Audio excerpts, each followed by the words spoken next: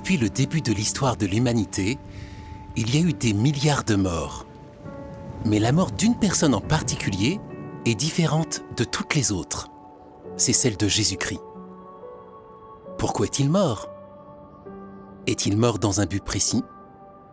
Pour avoir la réponse, il faut remonter au début de l'histoire de l'humanité. La Bible explique que quand Dieu a créé Adam, c'était un homme parfait. Il était sans péché. Il pouvait manger les fruits de tous les arbres du jardin d'Éden, sauf d'un seul. Dieu lui avait donné un ordre simple: ne pas manger les fruits de cet arbre-là. Cet arbre représentait le droit que Dieu a de fixer les normes du bien et du mal. Tant qu'Adam obéissait à Jéhovah, il avait l'espérance de vivre éternellement dans le paradis sur terre.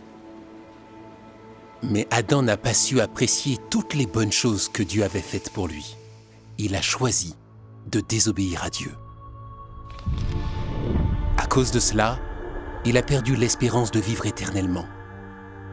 Mais il n'a pas été le seul à subir les conséquences de sa désobéissance. Tous ses descendants ont hérité de la mort qui est causée par le péché. Les humains ne pouvaient pas se libérer eux-mêmes du péché et de la mort.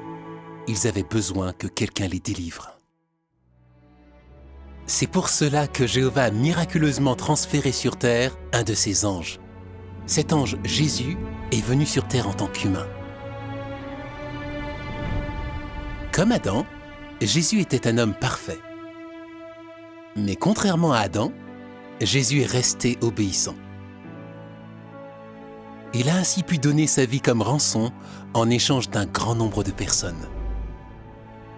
Mais comment la mort d'un seul homme pourrait-elle apporter des bienfaits à tous les humains?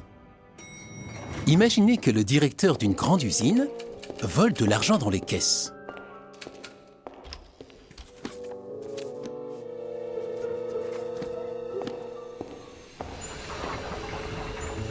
Sa malhonnêteté ruine l'entreprise qui doit fermer. Les employés se retrouvent au chômage et ne peuvent plus payer leurs factures. Un grand nombre de personnes souffrent à cause de la corruption d'un seul homme.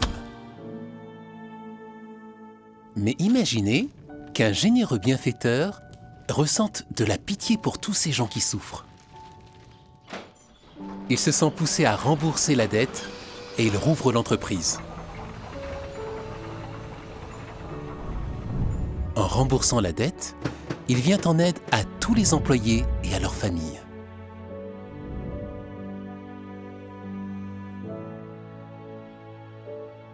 Adam est comme ce directeur malhonnête.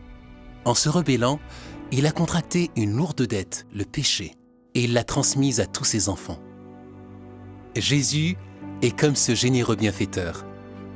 En donnant sa vie humaine parfaite, il a remboursé la dette du péché et il a redonné à tous les humains la possibilité de vivre éternellement.